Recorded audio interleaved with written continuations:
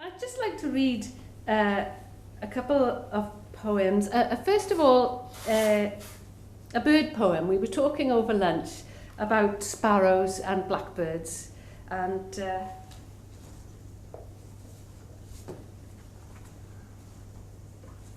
this is the title poem of the new book about birds. Sparrow Tree. I had this tree where sparrows nested, my aviary. I welcomed a blackbird, which was wrong. That, a better class of song, went calling on the sparrow's nest. Guess the rest. You think I've blackbirds? They moved on to kill elsewhere. No tune, no subject. Yes, imaginary birds, but they're no use. So, start again with thorns, an invitation. And I'd just like to read one more poem from here.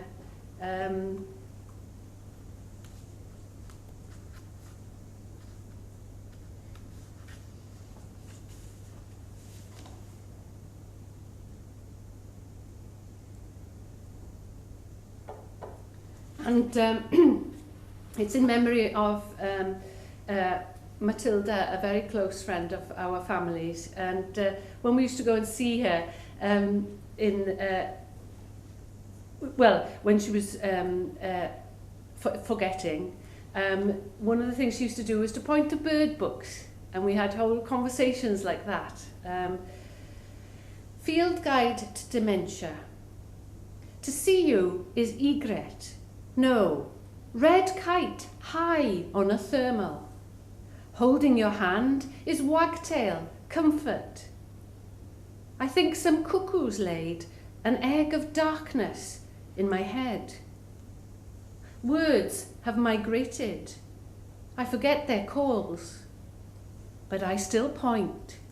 Look, dowager, possibly lapwing. Quite.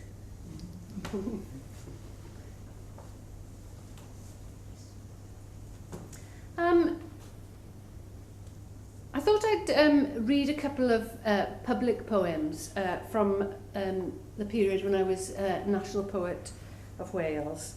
I was commissioned by the Cardiff Singer of the World, which is a wonderful competition. And I did write two poems. I don't like translating from Welsh into English because they become separate poems. And along the way, the Welsh poem got lost, unfortunately. But this is the English version, Voice. That is, the Welsh version wasn't up to scratch, is what I'm trying to say. Voice. It needs more work. This singer has swallowed an animal. It's lodged, still struggling, stuck in her throat. The belly takes a couple of beats to start up the bellows. Alarmed, the lady's eyes look down at the vibrato, flexing her jaw. Her demon sings if she wants it to or not. We clap and cheer, demanding more. We never, ever want it to stop.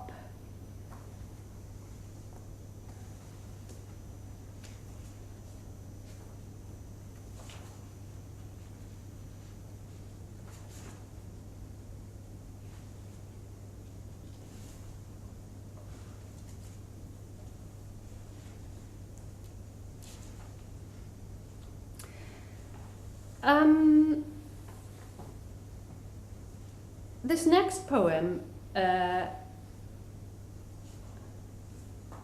was written to celebrate the 60th anniversary of the NHS.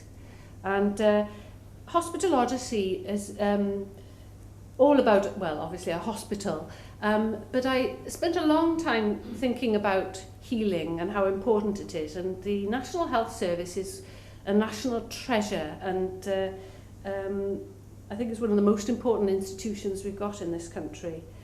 So this is to celebrate that. Our body. One way of judging a person's life is, How large is their body? I don't mean bulk. Take Aneurin Bevan. He was never slight, but because of him, the way I walk is different today. That's influence, that's real clout. As a whole, we can only be as well as the person next to us, and in turn, their neighbour. At 4 years old, I boasted, "Look, Knowles, to the whole of the bus on the way home, from Ely Hospital's ENT. No adenoids either, like the boy in the bed next to me, my new fiancé. We never married, but even now we're part of a body. In it are surgeries, mental health units, sluice rooms, drills in dentist suites, maternity wards, gestures of humanity in the brightly lit theatres of suffering.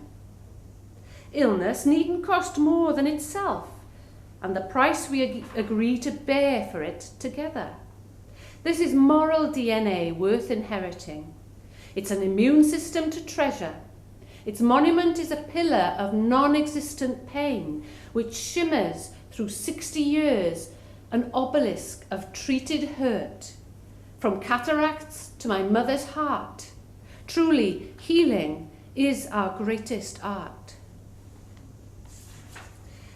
And I'd like to finish with the 2 poems that I wrote for the library, the National Library of Wales, at its centenary. And this poem was sent out, I believe, all over the world, which was nice.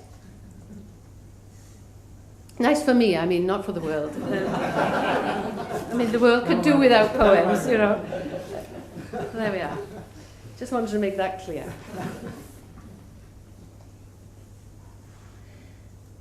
As usual, I've done 2 separate poems. They're related, but they're not translations of each other. Canmlwyddiant Llyfrgell Genedlaethol Cymru. Ie, silffoedd o lyfrau, ond mae hon yn ardd, gyda hadau syniadau'n dianc fel chwyn, os nad yw ceidwad y llyfrau'n llym yn ei cloi'n ei celloedd, fel bod DNA i gwyddorau'n egino. Yna, fel gwenyn, bydd darllenwyr aflonydd yn cywain paill o siambrau petalau ysgarlad fel serch. Mae rhai delweddau'n blodeuo pryn unwaith bob canrif. Dyma ryw llyfryddiaeth. Dyma arch ein breuddwydion.